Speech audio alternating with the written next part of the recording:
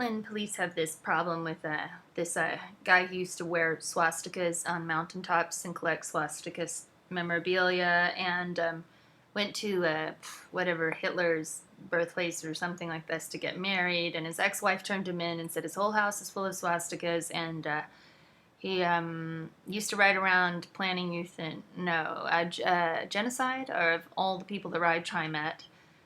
His name is Mark Kruger. Supposedly, according to Assistant Chief Matt Wagenknecht, his Nazi behavior was before he became a police officer. He got promoted to captain. He's not my captain. I don't say captain. I called him Mr. Kruger. I met him on 3 occasions. Once on August 5th at Starbucks, where at the last minute I kind of rushed up to meet him and interview him, pretty much interrogate him. And then by the second time, it was September 6th, I believe, and it's jury selection day, like the first day of court, and the trial begins for Charles Johnson getting so panicked by his presence that he splashed water in the face of James Young, who had agreed with Mark Kruger and seemed to be supporting Mark Kruger. And James Young is going to be checking up on Mark Kruger's background history, so I've tried to slip that under the wire, and he appears to be receptive. And I don't think he's just a good pretender. I think he's actually a little concerned. I mean, maybe for his own sense of personal resolution. So the second time I met Mr. Kruger, he was standing at the end of the hall during the beginning of the court proceedings. And since he was the next witness to be called, I look down there and he's the only person in the hall. I know it's him. He's wearing like a gray suit. And I say, "Mr. Kruger, remember me? It's Mary Yang. I met you at the Starbucks. I was wearing the hospital gown, and the neck brace, and my health is feeling somewhat better." And then he basically comes up to the door, then he looks through the window to see if he's going to be called next for the Charles Johnson water trial. So basically, Mark Kruger was sent in to defend smashing cameras. So Portland police get to smash cameras. So Charles Johnson retaliated by splashing water in one of the pro-camera smashing crowd, and the neo-Nazi whitewashing crowd that wants to hide the fact that the Portland police have sent the neo-Nazi in to harass the Jewish people. So then basically Barry Joe Stoll had said, "Oh, I want you to get the door," because I was sitting closest to the door for everyone to just sort of facilitate the production of the show, right? And it's kind of funny because I like to be gracious and have no problem with that. I'm not shy, so I attempt to do that. So I'm getting doors for like opposing counsel and that sort of thing.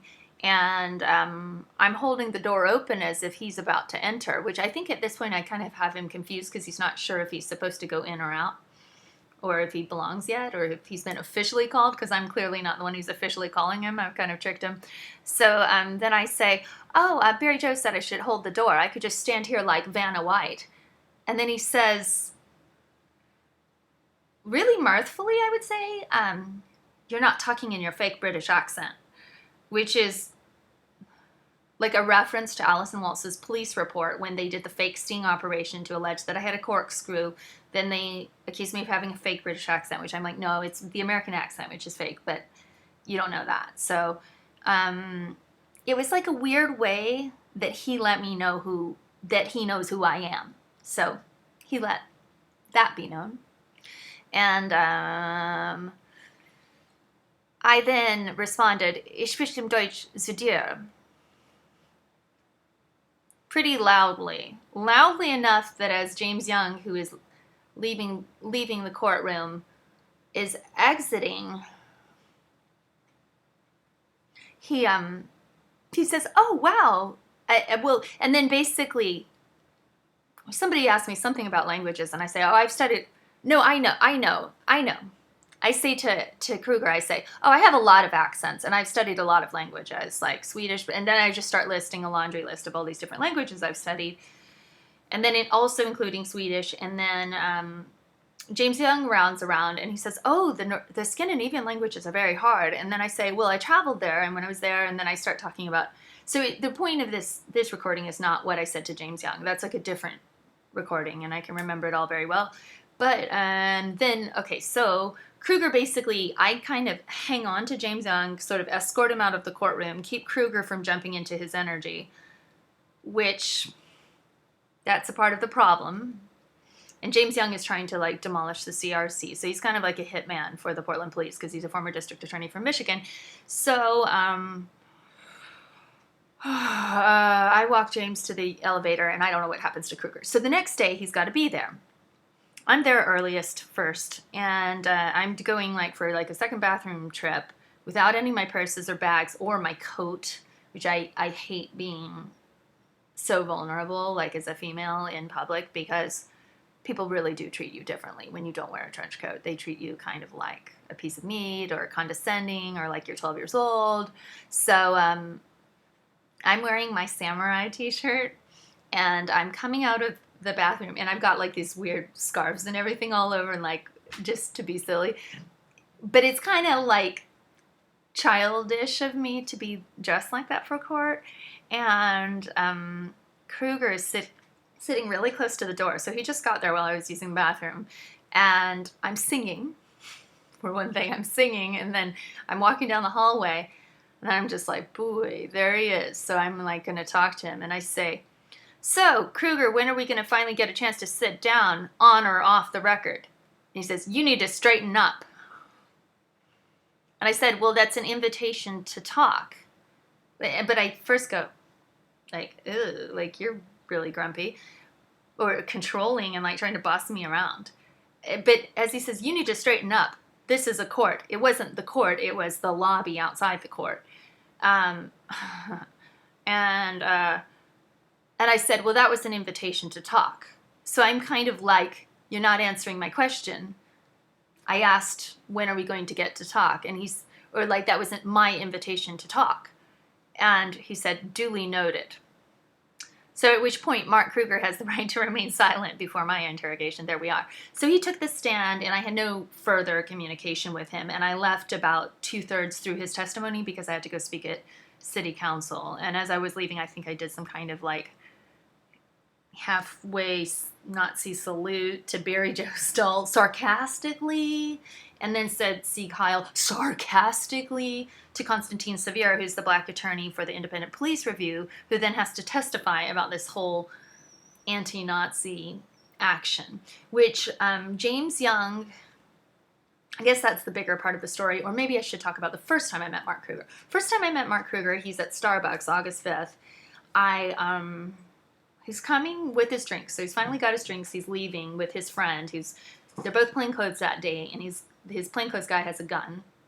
So they go to the sugar aisle, and they've changed where the sugar is. So that was kind of new to everybody. So they're off in this corner, kind of like trapped with the sugar.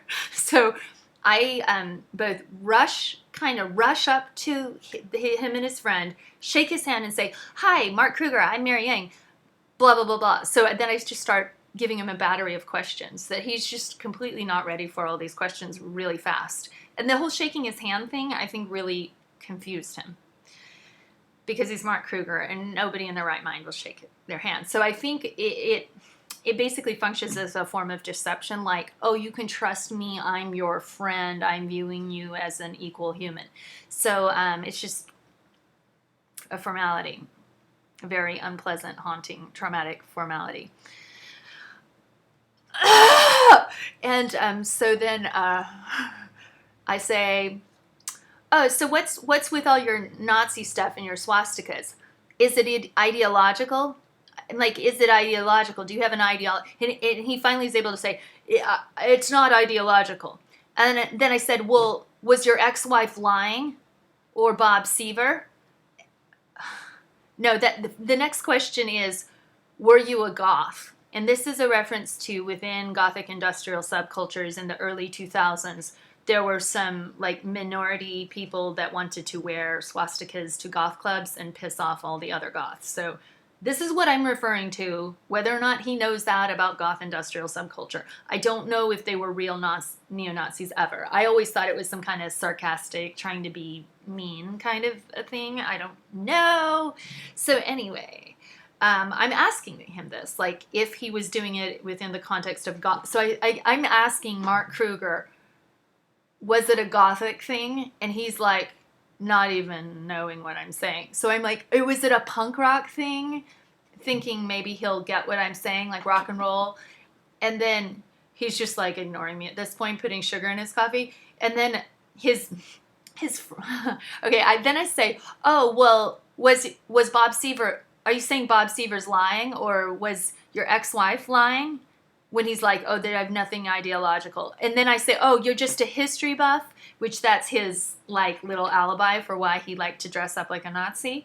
And then at that point, I'm coming up with both questions from my side and his purported answers, which have been shared in the media for him, which is also kind of confusing him because he kind of can't keep up with my pace of questions and like battery of questions, rapid fire questions. So then his kind of burly, round mate, who seems a little overly eager to hang out with Captain Kruger, like he thinks he's really cool because he hangs out with this guy who wears swastikas in his spare time and collects them.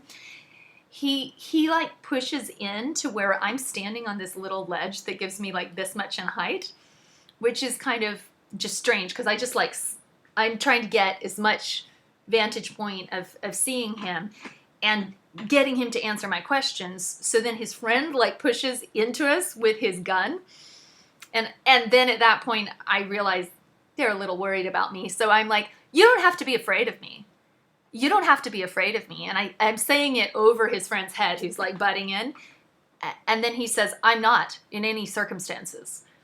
And then I say, okay, so what's up with the journalist for the Oregonian? And I might have said Max Bernstein's name, but I think I just said journalist from the Oregonian. Do you think there was you were misunderstood, or there was a misunderstanding? Do you think you were misunderstood? And he says, yes. And then I say, well, do you want to make a YouTube about that? And then he says no and walks off abruptly. So I have just asked this frightful freak of a man who wears swastikas in his spare time and has pictures taken of it and collects them and didn't kill his ex-wife so she wouldn't rat him out, like, what's up with that? It's almost like the whole doing creepy things is one thing, but doing creepy things and having living witnesses he hasn't done enough counter propaganda to convince anybody that he's over it, other than his little colleagues on the force. So next point, well, I'm on 13 minutes. This is a long movie. I run into assistant police chief, and that was possibly right before I run into him, pretty much on the 6th, so on the lunch break. And I talked to him about national security implications of what if we have a neo-Nazi terror attack, like in Norway, what side is Mark Kruger going to be on? I had Wagenknecht stumped. He said, oh, well, I've talked to him, and, oh, we've all done things that we're embarrassed about. And I was very, I would say, diplomatic with Wagenknecht's equivocatability about everything, partially because I want to get more information. So I was just kind of going with his flow. But the first time I talked to him, I just was like, is he over it? And he's like, yeah, he's over it. So he was speaking on behalf of him. But then Wagenknecht had himself talk to Kruger over this concerning behavior. And then I brought up this CIA signature of declaration of non-affiliation with treasonous or terrorist organizations, and how Mark Kruger, having dressed in neo-Nazi regalia, would be disqualified from that kind of service because it would be considered a security risk or some kind of concern about his affiliation towards possible treason. And when I'm bringing up treason and then CIA and loyalty oath and hundreds of organizations, Wagenknecht is getting kind of like, he's all like, oh, like at attention, like, oh, wake up. And so that was good in my opinion. and we were very cordial and nice, and it was a nice conversation. And then he had to go. He really had to go, and I got a couple of sentences in after that. But those are the 3 times I talked to Kruger and Wagenknecht. The whole story with James Young is different. James Young is he's like, I heard someone that the police chief shot someone, and I'm like, oh yeah. And then he's like, and then I talked to him about the crisis of leadership in Portland, and then he was like, I was like, yeah, supposedly Mark Kruger supported the baseball bat murder of a Ethiopian law student with the white Aryan resistance in the civil courtroom, and I was like, I can send you the documents, and if you want to give me your email. And then he's just like, kind of like, no, he doesn't even, he's like keeping himself in the dark, willfully ignorant. But we've heard he has health problems. He said he had heart pain, and Katie said he had cancer. So he's a 69-year-old man who's been brought in to, he's, fairly intelligent. I think he's nice. He likes me because I did a deep, incisive, are you a neo-Nazi interrogation with him, because I wanted to know how much he knew about Kruger and whether or not he was affiliated. And I wanted to get to the bottom of it, of like, and we don't know. Nobody, but I'm assuming hopefully he's not specifically some kind of white supremacist. We don't have any pictures of James Young in neo-Nazi regalia. And he's not even an employee. He's a volunteer of this Citizens Review Committee that he's trying to destroy. But it was a very interesting experience to meet Mr. Kruger, and I woke up feeling like I was in a nightmare today over it. And so I did the other day after it happened. And I was happy that I was able to convey some of the concerns to City Council. And Dan Salzman was quite worried, distressed, so to speak. Das ist alles.